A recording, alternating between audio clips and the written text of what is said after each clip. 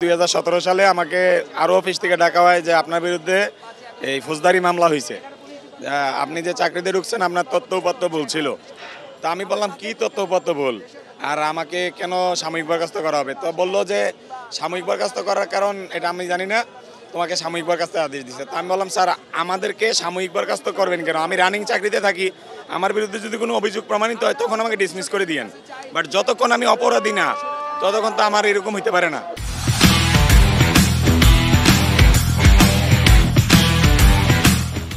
আওয়ামী লীগ সরকার যখনই ক্ষমতা এসেছে তাদের একক ক্ষমতা ধরে রাখার জন্য কিন্তু তারা তাদের যে কোনো উদ্দেশ্য সফল করার জন্য বাস্তবায়ন করার জন্য তারা সেই প্রচেষ্টা চালিয়ে গেছে। তারই প্রেক্ষাপটে রায় আমি 1997 সালে পুলিশে জয়েন করি।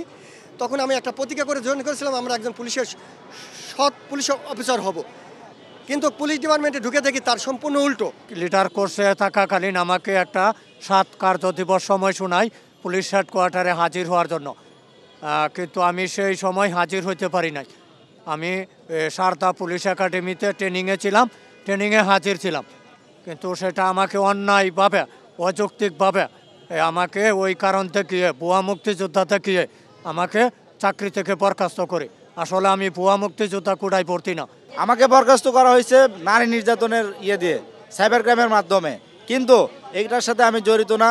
এইভাবে বিভিন্ন মিথ্যা অজুহাতে সবাইকে এখানে চাকরিচ্যুত করা হয়েছে।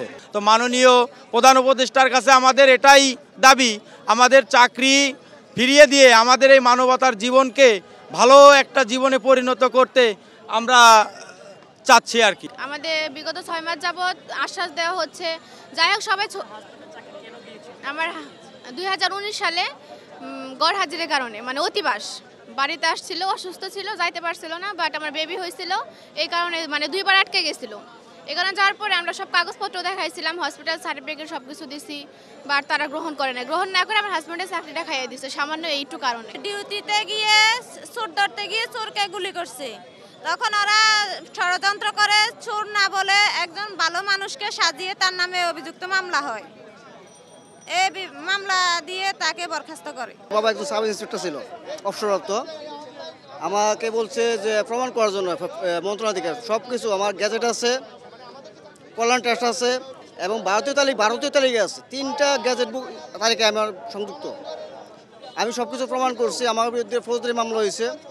ফৌজদারি মামলায় আমাকে খালাস দেওয়ার আগেই আমাকে বিভাগীয় মামলা করে আউট করছে চাকরি থেকে।